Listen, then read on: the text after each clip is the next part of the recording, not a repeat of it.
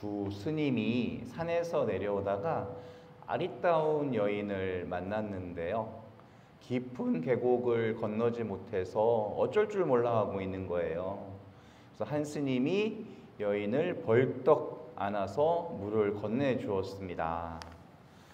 돌아오는 길에 다른 스님이 못마땅하게 여기면서 말해요. 스님은 어찌하여 아무 생각 없이 계율을 지키지 않고 여인을 아는 겁니까? 라고 비난해요. 그랬더니 스님이 답합니다.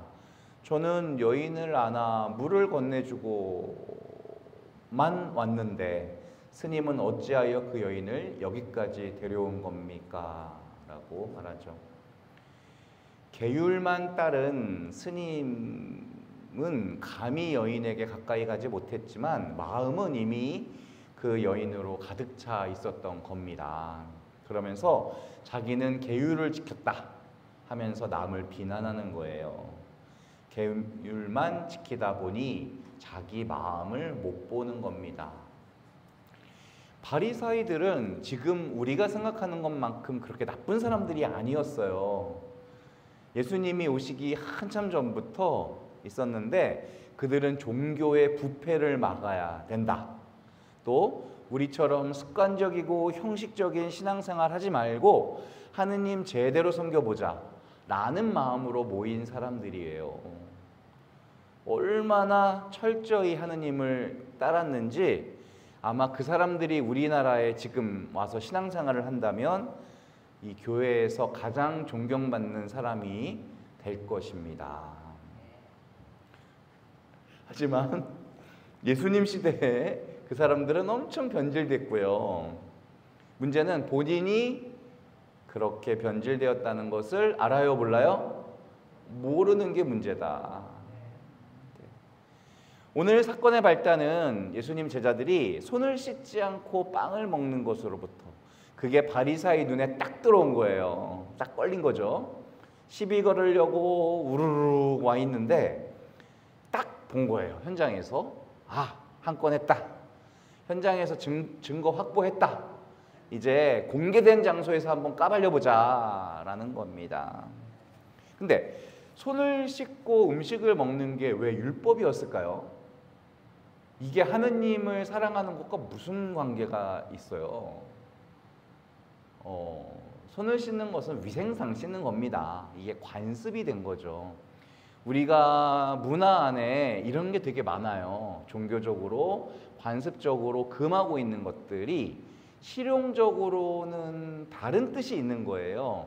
예를 들어 이슬람이 돼지고기를 안 먹는 것의 이유 중에 큰 게 돼지는 오랫동안 보관을 못 하거든요. 그러니까 냉장고가 없는 그 사막 지역에서 그걸 먹고 식중독에 걸리는 경우가 많았다. 그래서 못 먹게 하는 거다. 또 어르신들 밤에 손톱 깎는 거 못하게 했잖아요. 그죠? 손톱을 왜 못 깎아요?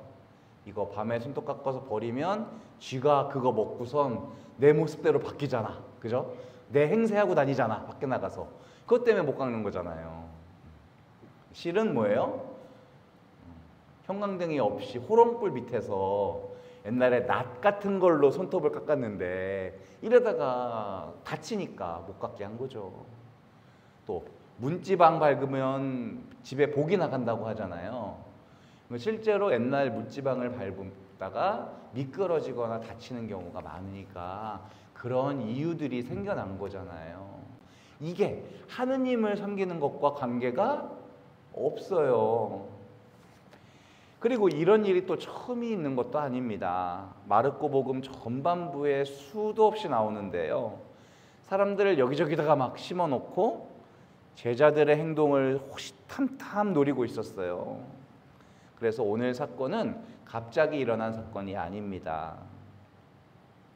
바리사이들이 평소에 하던 일이에요. 시선이 늘 다른 사람에게 향해져 있다. 다른 사람을 잘 비난하고 욕하는 사람들한텐 특징이 있어요. 그게 뭐냐? 다른 사람 보느라고 뭘 못 봐요? 네, 자기를 못 봐요. 우리도 이렇게 자기를 못 보고 살아갈 때가 많아요. 내 자신에게는 관대해지고 다른 사람한테는 엄격하게 하는 거예요. 이게 원래 반대가 돼야 되잖아요. 근데 우리는 자꾸 눈을 외부로 향합니다. 세상엔 부족한 사람들 천지고 나는 그 안에서 잘 살고 있는 거예요. 그러면 내 의로움에 사로잡힙니다. 나의 의로움, 내 특권의식, 나는 달라, 우월의식, 영적인 엘리트의식에 사로잡힙니다. 이거는 내가 판 함정이고 내 착각입니다. 우리가 하느님을 처음 알았을 때는 안 그랬어요. 정말 당신 앞에 내세울 게 없습니다. 오직 당신 도우심으로 살 수 있습니다. 세월이 지나고 이걸 다 잊어버린 겁니다. 나는 여전히 하느님 자비가 필요한데 이거를 까먹고 우리는 결국 위선에 떨어지게 됩니다. 위선이란 뭐냐면 자기를 속이는 거예요. 자기 기만이라고도 합니다.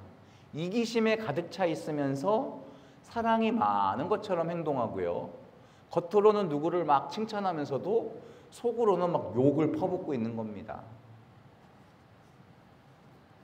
겉으로는 하느님을 잘 섬기는 것 같지만 실제로는 아니다. 이런 위선에 제일 빠지기 좋은 사람이 누구냐면요, 바로 저 같은 사람이에요. 또 수도자들, 사제들, 막 세례받은 사람은 위선하지 않아요. 위선하는 사람 마음 안에는 욕망이 있거든요. 원래 내 모습보다 더 멋져 보이고 더 훌륭하게 보이고 싶어요. 그래서 하느님 말씀대로 살지 않는 게 위선이 아니고요, 말씀대로 살지 않으면서 사는 것처럼 보이려는 게 위선이에요. 그러려면 늘 다른 사람의 시선을 의식하고 살아야 합니다. 이거는 결코 남 얘기가 아닙니다. 바리사이의 얘기가 아니에요. 언제든지 나에게 찾아올 수 있는 위험입니다. 우리가 그래서 하느님 앞에 바리사이들을 함부로 판단하고 끝내버리면 안 돼요. 오늘 누구도 그 모습을 완전히 피하고 살아갈 수는 없거든요. 그래서 우리의 신앙을 자세히 한번 들여다봅시다. 형식적인 신앙생활은 아닌가? 진심이 담겨 있는가? 마음에도 없는 것을 억지로 하고 있진 않나? 그러면 어느 순간 다 공중분해 돼버립니다. 기계적으로 미사를 드리고 습관적으로 기도를 아무 생각 없이 하다 보면은 어느 날 공허함이 찾아옵니다. 그리고 다른 사람에게 인정받으려고 한다면 그게 바로 바리사이예요. 무엇을 하든지 진심을 가지고 하고 내 노력이 하느님을 위해서 화려한 포장지만 잘 걸치고 살아가는 게 아닌지 생각해 봐야 됩니다.